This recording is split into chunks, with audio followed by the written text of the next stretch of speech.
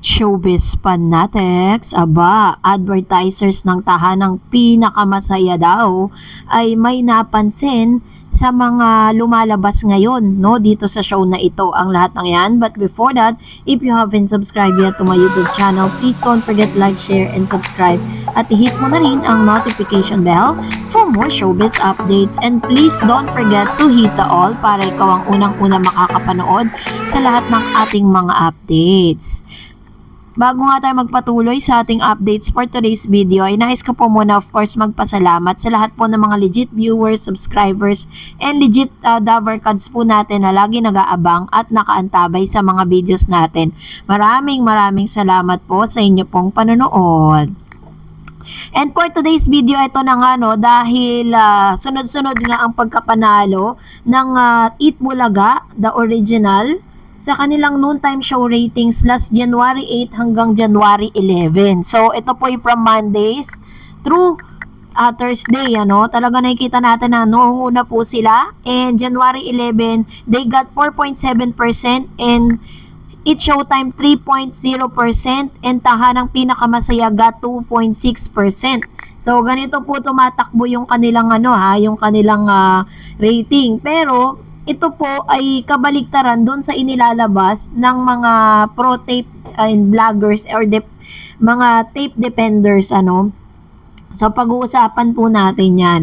At ganoon din naman malaki din po yung pagpapasalamat nitong si Attorney Enrique ng Buko, no, ng Binalo, Attorney Buko, dahil pagkatapos nga po niya na makilala siya dito po sa sinasabi pong mga nung siya po ay nagtatanggol para sa TVJ, isa po ito sa mga naging blessing at nag-open ng opportunity para sa kanya dahil kadalasan siya po lagi ang tinatawag ng TV5 para sa mga advice patungkol sa legal na aspeto. Kaya naman parang nagkaroon na tuloy ng racket tong si Attorney Buko.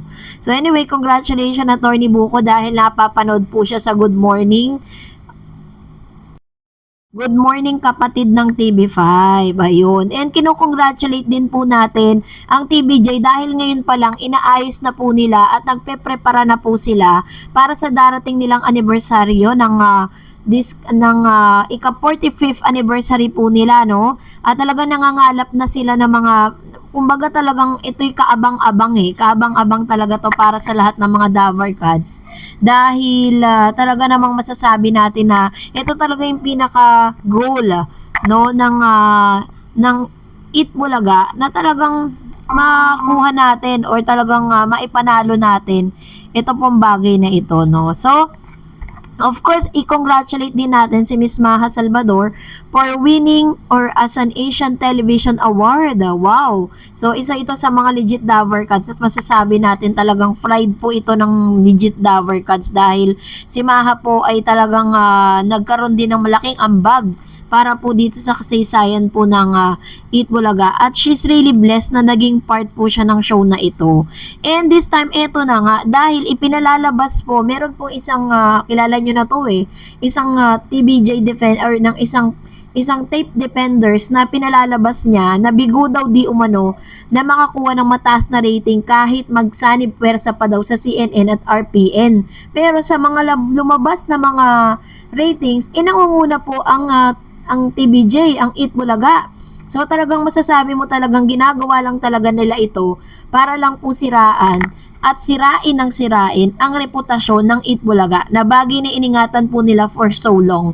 At kahit hindi po nila ipagtanggol yung mga sarili nila, kahit hindi ipagtanggol ng Eat Bulaga yung kanilang mga sarili, yung TVJ, yung history na lang yung mga nagawa na lang nila, yung mga napanood na lang natin, yun na lang po talaga ang magsasabi kung gaano po ka-successful ang show na ito. And at the same time, ganito po, meron din po silang inilalabas kasi parang marketing strategy yan ng isang show.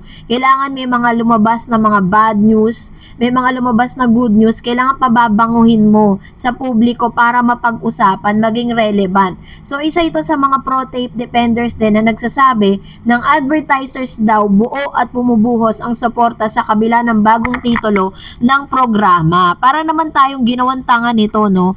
Na alam naman natin kung bakit bakit po nagpumirma ng kontrata ang mga advertisers na ito? Dahil knowing na dala-dala pa rin nila dati ang titulo ng Itbulaga. So parang ginagawa niyang tanga-tanga yung mga manonood, pero alam naman natin ang tunay na dahilan kung bakit may mga advertisers pa rin sila hanggang sa ngayon, dahil yan po ay existence or kumbaga is continuation ng kanila pong kanilang kontrata sa nasabing show. At isa rin sa mga napansin po ng maraming manonood dito po sa tahanang pinasara ay pinakamasaya pala, na ito raw di umanong mga advertisers or mga ads na napapanood dito po sa naturang show, paulit-ulit lang. Pero ang pinalalabas po ng ilan na almost hundreds, 102 daw sila isang araw, nag-100, kumbaga 100 plus daw ang labas or 100 plus daw yung kanilang mga advertisers. So ito po yung isa sa mga pabango nila sa publiko para masabi talaga na relevant pa rin sila sa noontime program. Pero nung napansin po ng ilang mga manonood na tila baga same lang po yung mga advertisement at pare-parehas yung inuulit-ulit lang nila. Ibig sabihin, hindi ganun karami yung kanilang mga advertisers. So, pinalalabas lang nilang marami para mas lalo or parang maging mabango sila sa mga advertisers po nila. So, hintayin na lang natin ang karma nila.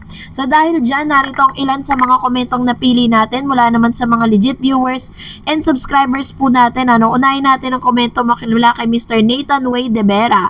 Sabi ni Isko Langot, wag na karaang eleksyon.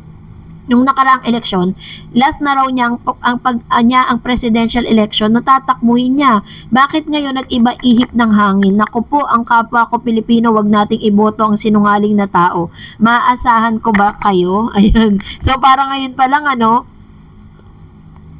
umagawa na po ng campaign itong si Miss Nathan Wayne de Vera. Alam niyo po, ang pagboto kasi kailangan pinag-iisipan talaga yan.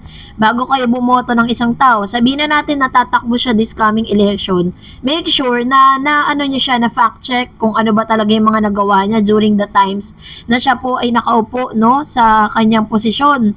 And at the same time, ano ba yung edge niya para po dun sa posisyon na kanyang gusto. Diba? Yun po yung dapat nating tinitingnan. At syempre, napakarami rin po kasi talagang parang nawala na rin ng tiwala. Kaya po talagang ito na, dahil nadagdagan pa ito nitong noontime program na kanyang hinahawakan ngayon. Sabi naman ni Mr. Roy Mesiano Mogol, yung views ng tahanang pinakamasaya sa live ng GMA, 1,000 lang, tumaas lang pagkatapos na dahil abot kamay na pangarap. Yun, totoo naman sa online talaga bagsak sila. Tingnan niyo po yung YouTube channel nila. Pag binisita niyo po yung YouTube channel, hindi po umaabot ng 1,000 yung kanilang subscriber. Hindi talaga as in, talagang sa online bagsak talaga sila. Kaya hindi ko maintindihan kung saan nila hinuhugot yung sinasabi nilang number 1 daw sila. At saan nila hinuhugot yung tapang nila na talagang nangunguna po yung programa nila. Sige na, let's give them the benefit of the doubt. Pero the result itself, yun ang makapagsasabi. Diba? So, sabi naman po ni Jenner Bernabe, Isko, wag ka nang tatakbo sa senador dahil hindi ka naman nanalo. Ginawa mo ng lahat. Hanap buhay yung politika. Wala ka namang nagagawang mabuti, tolongges. Ayan. So, nagalit na tuloy si Mr. Jenner Bernabe patungkol dito, Talagang marami pong nagsasabi na wag na. Dahil talagang hindi na po natin alam kung mananalo pa itong si Isko Moreno. Pagdating po dahil, although may mga supporters pa rin naman si Isko, pero hindi natin makukuha yung 100% support coming from them na talagang ibobote nila si Isko Moreno this coming election, diba? So, and that's it for today. For more videos and updates, please don't forget to like and subscribe. And please don't forget to follow my Facebook page, Dar Eds TV. God bless everyone!